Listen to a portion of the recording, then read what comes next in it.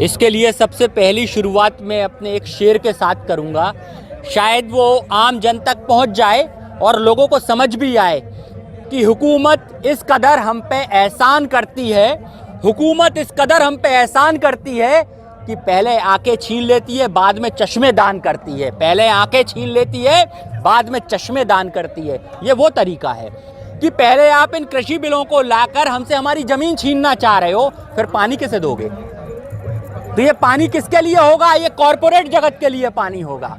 ये उनको पानी देने की बात है, ये हमें पानी देने की बात नहीं है।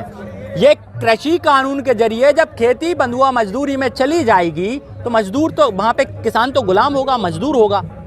तो ये उनके लिए ये पानी, क्योंकि सारी फ्री व्यवस्थाएं कॉरपोरेट को ही तो देते आए हैं आज तक ये लोग। आप देखिए ना, जितना कर्ज माफ किया है कॉरपोरेट जगत का किया है। आज सारे बैंकों को जो आपस में मर्ज करना पड़ा, बैंकों का प्राइवेटाइजेशन हुआ है, वो कॉरपोरेट जगत के कारण हुआ। आज जितने फायदे के सौदे थे सरकारी विभाग थे, सारे कॉरपोरेट जगत को दे दिए। नुकसान तो जनता उठा रही है ना। आज सारा खर्चा जनता उठा रही है इन लोगों का। फिर बजट में जो है ना, फिर आज भी बोले सस्ते रेट में किसानों को कर्ज दिया जाएगा। माफ की बात नहीं हुई, कर्ज देंगे। और भैया कर्ज की बात समझनी होगी। कॉन्ट्रैक्ट फार्मिंग में जो कर्ज है वो तो क्या कहते हैं, सरकार दे ही नहीं पाएगी, क्योंकि जब कॉन्ट्रैक्ट हो जाएगा, कानून लागू हो, मतलब जिस तरीके से कानून बन चुका है बस लागू होना बाकी है। वो तो आंदोलन चल रहा है इसलिए लागू नहीं हो पा रहा। अगर ये लागू कर दिया जाएगा तो बचेगा क्या? जब प्राइवेट हो जाएगा सब कुछ तो कहां से लोन होगा? मैं वही बात कह रहा हूं ना, ये सिर्फ भाषण जीवी काम चल रहा है, ये जुमलेबाजी चल रही है। धरातल पर ही उतर के आ ही नहीं पाएगी ये चीजें, क्योंकि ये बातें इनकी करना गलत है, जो हो नहीं सकता। ऐसी बातें ये शुरू से करते आए, पिछले 7 सालों से देश को विकास के सपने दिखाते आए हैं। विकास हुआ क्या?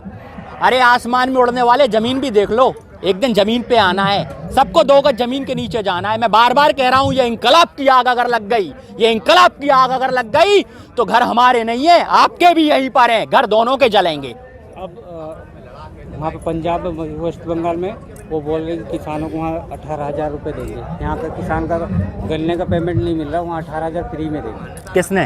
अमित शाह जी ने बोला। तो ये क्या चुनाव जीतने का नया तरीका है क्या इनका, कि भाई जहां जाएंगे ये पैसा किसका बांट रहे हैं? पैसा तो जनता का बांट रहे हैं ना। तो फिर ये भेदभाव कैसे? यूपी के किसान और बंगाल के किसान में ये फर्क क्यों कर रहे हैं? मैंने पहले ही कहा है, ये बांटों की राजनीति नहीं चलेगी बांटने वाली। ये बांट रहे हैं लोगों को, चुनावी जुमलेबाजियां इनकी। आप अभी देखिए, अभिषेक बनर्जी पर इनने जांच निकाल दी है, जो ममता जी के भतीजे हैं। और देखिए ये आंदोलन, ये कैसे जीतना चाहते हैं चुनावों को। चुनावों को जीतने का तरीका है दंगा करवाना। आज रक्तचरित सबको दिख रहा है बंगाल में भाजपा का, कि भगवा के नाम पर जो इन्होंने रक्तचरित दिखाया है, जो इन्होंने अपना खूनी संघर्ष दिखाया है, वो सबको दिख रहा है। भाई साहब ऐसे नहीं चलता देश। देश के मुख्य मुद्दों पर आइए। देश संविधान से चलता है। संविधान में 444 अनुच्छेद है, एक अनुच्छेद का पालन करना देशभक्ति होती है। आप राम का नाम लगाकर राम को बदनाम नहीं कर सकते। राम को अगर पढ़ना है, राम को समझना है, राम के दर्शन करने होंगे, प्रदर्शन नहीं करना होगा। आप राम जैसे दिख सकते हैं, राम जैसे बन नहीं सकते, क्योंकि राम बनने के लिए आपको अंतिम पंक्ति में खड़े व्यक्ति का भी सवाल लेना होगा। जो राम ने किया था, अंतिम पंक्ति में खड़ा व्यक्ति भी राम से सीधा सवाल कर सकता था। यह था राम का रोज लोकतंत्र। ऐसे लोकतंत्र का उदाहरण दीजिए, जबकि वो तो वंशानुगत राम थे, राजा थे। ये तो हमारे वोट से चुने हुए लोग हैं जो आज हम पर राज कर रहे हैं। एक तरफ शिवराज जी को मच्छर काट जाता है, तो मच्छर काटने पर ये उन्हें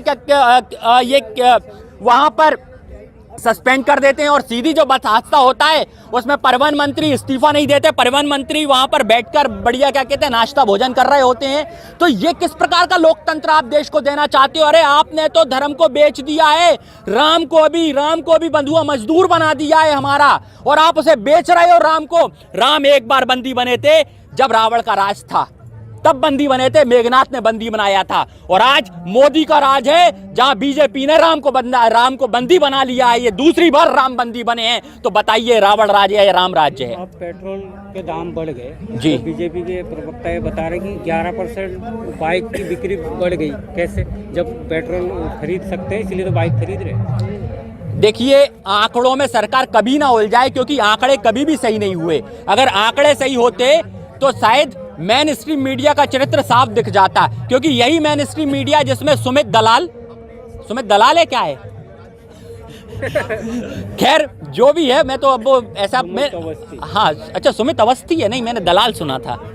तो खैर वो पहले बताते थे कि जो कुछ भी पेट्रोल के दाम रेज होते थे तो एक वो जो पहले जिनका क्या कहते हैं राशन जिनको ज्यादा नहीं मिलता था, कम मिलता था, वो आजकल मोटी हो गई हैं। इमरती रानी वो मोदी जी के साथ जो रहती हैं, वो टंकी लेकर आवाज लगाती थी, कोई पेट्रोल के लिए आवाज लगाता था और तब कहते थे कि ये देश मतलब इसके लिए सरकार जिम्मेवार है और सरकार भ्रष्टाचार कर रही है। लेकिन आज जब पेट्रोल महंगा हो रहा है तो ये क्या कहते हैं, इसको राष्ट्रवाद बता रहे हैं। ये बार बार सेना और राष्ट्रवाद का उपयोग करते हैं और कभी राम का उपयोग करते हैं। तो ये तय कर लें इन्हें राजनीति किस पे करनी है। राम पे करनी है तो हम राम पे जवाब देंगे, अगर इनको राष्ट्रवाद पे करनी है तो हम राष्ट्रवाद पे जवाब देंगे, अगर इनको लोकतंत्र पे करनी है तो हम लोकतंत्र पे भी जवाब देंगे। लेकिन ये जवाब सुने तो ये तो मन की बात करते हैं और मन की बात भी जन से करते हैं और धन की बात सारी उद्योगपतियों से करते हैं। ये जन से भी करिए ना धन की बात। भैया आपको धन मिलता है कुछ मोदी जी द्वारा? देखो, तो जन की बात करना है, धन की इनको समझना होगा, बार बार देखना होगा। आंकड़े अगर आज देखने हैं तो आप देखिए 30% टैक्स जो लगा रही है वो सेंट्रल लगा रही है। 30 रुपए टैक्स सेंट्रल वसूल रही है, 19 रुपए इस पर राज्य सरकारें वसूल रही है, कोई इस पर 30 रुपए भी वसूल रही है। जैसे हमारे मध्य प्रदेश में 100 रुपए पेट्रोल के दाम है, जबकि प्रति बैरल दाम 30 रुपए चल रहा है पेट्रोल का, 29-30 रुपए। और एक वक्त था जब पेट्रोल का दाम रेस कर 100 रुपीज से ऊपर भी गया था, तब भी हमारे देश में पेट्रोल के दाम 100 रुपए नहीं गए थे। आज हमारे ही पड़ोसी देशों में पेट्रोल के दाम कम है जो हमसे पेट्रोल लेते हैं। तो ये सरकार को जवाब देना होगा कि भाई हमारे यहाँ दाम क्यों बढ़ रहे हैं, ये पैसा कहाँ जा रहा है। सरकार मुंह नहीं छुपा सकती। नोटबंदी से आया हुआ धन कहाँ गया, जीएसटी से आया हुआ धन कहाँ गया, जो टैक्स उसमें उन्होंने कहा था हमने वसूला। इसके बाद ये बताइए कि आज जो आप लगातार ये बातें कर रहे हैं, पेट्रोल से जो दाम वसूल रहे हैं, ये धन कहाँ गया, ये पैसे कहाँ जा रहे हैं। सांसद विधायक देश हित में पेंशन क्यों नहीं छोड़ देते। देखिए, मैं एक बार फिर ये बात पूरी आवाम से कहूंगा, अगर इस देश से सांसद विधायकों की पेंशन बंद कर दी जाए, क्योंकि सेवा निःशुल्क होती है, सेवा के बदले पेंशन नहीं लेना बनती। आज क्या कहते हैं, सेना को पेंशन नहीं है, पुलिस को पेंशन नहीं है, सरकारी कर्मचारी को पेंशन नहीं है, तो एक दिन की कौन सी राष्ट्रभक्ति होती है जिसमें हमारे नेताओं को पेंशन मिलना शुरू हो जाती है।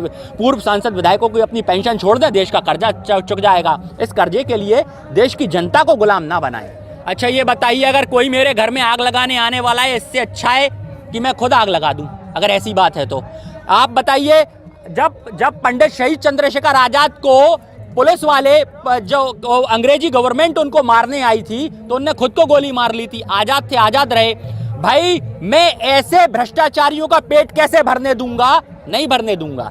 ये किसान संदेश देना चाह रहे हैं कि ये अन्न हम कॉर्पोरेट जगत के खाते में नहीं जाने देंगे। और जिस महंगाई में जनता आज भी एक बड़ा भाग, मुझे कहने में कोई गुरेज नहीं है, आज भी एक बड़ा भाग बड़ी शांति से बैठा है देश का, और शायद इन्हीं के कारण ये देश गुलाम भी हुआ था, जो आज शांति से बैठा है। और आज पंजाब हो, हरियाणा हो, पूर्वी उत्तर प्रदेश हो, पश्चिमी उत्तर प्रदेश हो, बिहार हो, हर आंदोलन में उठ के आ रहा है। लेकिन आज भी कई जगह ये सुप्त अवस्था में पड़ा है आंदोलन। ये उन्हीं नकाराओं का कारण है। 25 करोड़ लोगों पर 1 लाख अंग्रेज राज कर गए थे, ये उसी का कारण था। 3 महीना आपने एक पौधे को सींचा, उसके बाद आप खुद उसको नष्ट कर रहे हैं, अपना नुकसान कर रहे हैं, क्या फायदा होगा इससे? तो मेरे बेटे को कोई दूसरा ले जाकर पता नहीं उसके साथ क्या करेगा। इससे अच्छा है मैं उसको खुद ही शहीद कर दूं। देखिए, कुछ विशेष जब बातें चलती ऐसे ही ये क्या होता है, ये बातों को घुमाने के तरीके होते हैं जो लगातार आते हैं यहाँ वहाँ से। आपको इसको समझना होगा कि पहले भी जब आंदोलन चला तो लोगों ने कहा इसमें पंजाबी शामिल हैं, फिर कहा इसमें जाट शामिल हैं, फिर कहा इसमें फलाने शामिल हैं। भाई इसमें सब शामिल हैं। ये लाकर डिवाइड वाला रूल ना खेला जाए, सब शामिल हैं इसमें, और सब लोग साथ हैं और सब लोग एक हैं। यहाँ पर एक ही बात, एक ही नारा कि भाई इस काले कानून से निजात दिलाइए और जो हमारी जमीनों को आप गुलाम बनाने वाले हैं उनको छोड़ दीजिए। क्योंकि ये फिर बात वही आ रही है कि ये देश का वही किसान है जो घर में अपने भाई को आधा इंची जमीन खींच ले तो लड़ाई हो जाती है। तो ये तो सरकार हमने वोट से चुनी है, तो इससे हमें लड़ने में कोई गुरेज नहीं होगा। कि हमें विपक्ष ने बैठाया या पक्ष ने बैठाया है, कोई किसी के बातों में नहीं आता। जब वोट देकर सरकार बनाई थी तब तो नहीं बोला, क्या कहते हैं कि हमें किसने भड़काया है, किसने बताया है। अरे भाई 7 साल से देख लो ना देश का क्या हाल हो गया है। आज हर व्यक्ति आंदोलन करने पे खड़ा है, तो कहीं ना कहीं देश में परेशानी है, ये समझना होगा। आंखें बंद करके आप ये नहीं कह सकते कि देश में कुछ नहीं हो रहा है। मैं तभी बार बार कह रहा हूं, वही बार बार बात रख रहा हूं कि हुकूमत हम पर इस कदर एहसान करती है, हुकूमत इस कदर हम पे एहसान करती है, एक तरफ आके छीन लेती है तो दूसरी तरफ चश्मे दान करती है, दूसरी तरफ चश्मे दान करती है। आज ये यही तरीका है इन लोगों का।